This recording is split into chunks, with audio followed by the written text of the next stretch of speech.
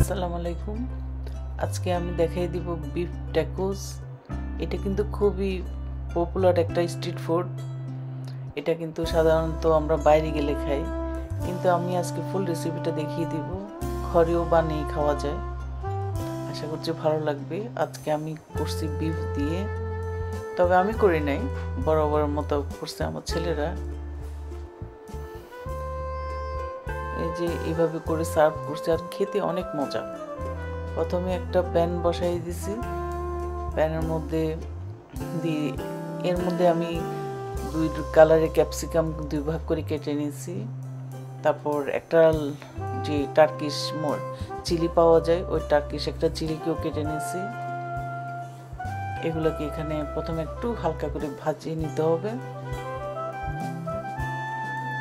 আর আমার বিফ হলো 1 কেজি, বড় 6 পিস, 6টা টুকরো করা হয়েছে।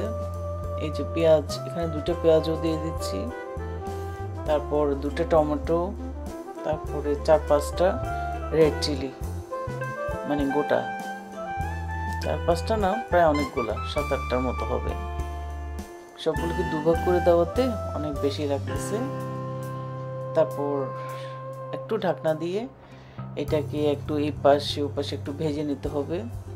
অবশ্যই একটু পোড়া হতে হবে, তাহলে এটা সেন্টও ভালো হয়, খেতেও ভালো লাগে।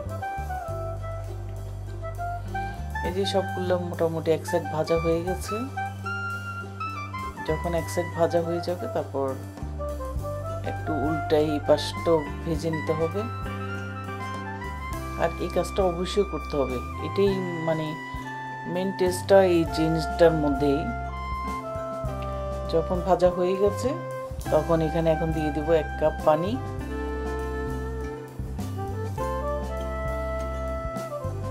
পানি দিয়ে আমি একটু ফুটিয়ে নিব। তারপর এখন দিয়ে দিচ্ছি এখানে লবণটা অবশ্যই টেস্ট অনুযায়ী দিতে হবে।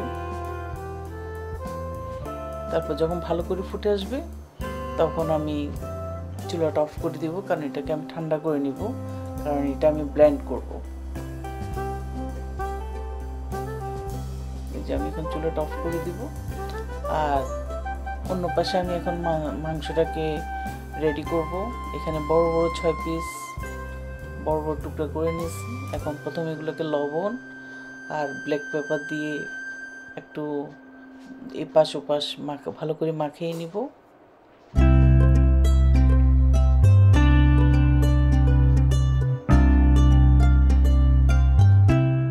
হাড্ডি ছাড়া শুধু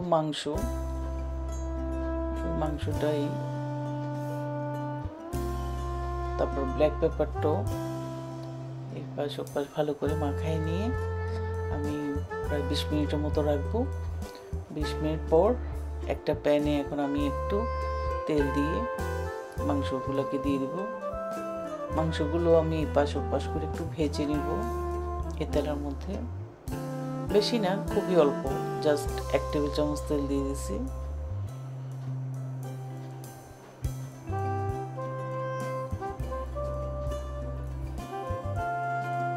আর বেশিক্ষণ ভাজতে হবে না, জাস্ট এই পাশে 2 মিনিট, ওই পাশে 2 মিনিট হলেই কিন্তু মাংসের যে কালারটা, ওই কালারটা এসে যায়।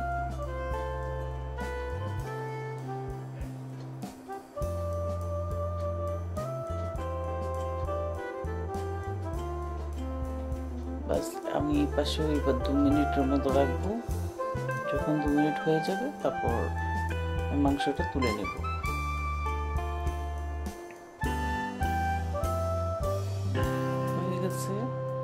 এখন আমি মাংসগুলোকে তুলে নিচ্ছি। আর এর মাঝে আমার যে মিশ্রণটা, ওইটা ঠান্ডা হয়ে গেছে। এখন এখানে বাকি স্পাইসগুলো দিয়ে দিব।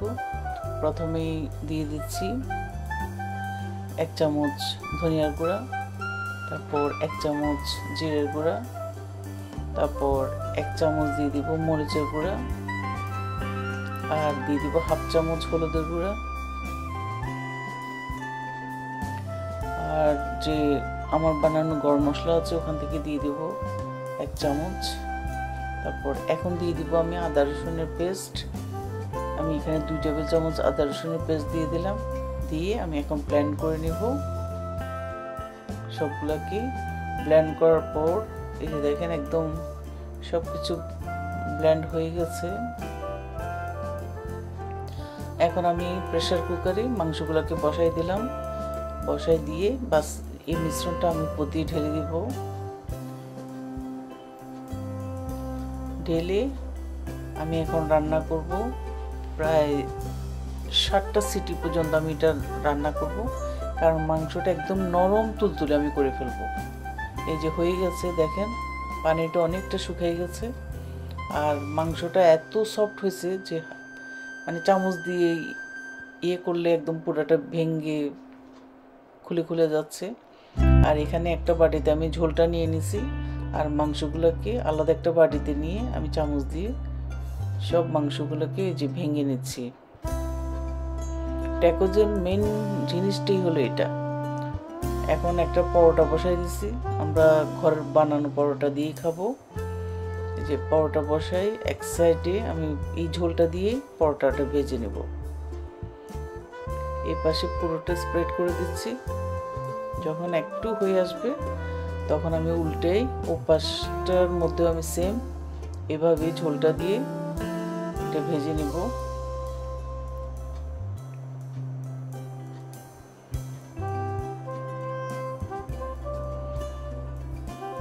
যখন এই পাশটাও হয়ে যাবে তারপর এখন এখানে দিয়ে দিব যে মাংসটা আমি খুলে খুলে রাখছি, ওই মাংসটা তো আমি আলাদাই করে খুলছি।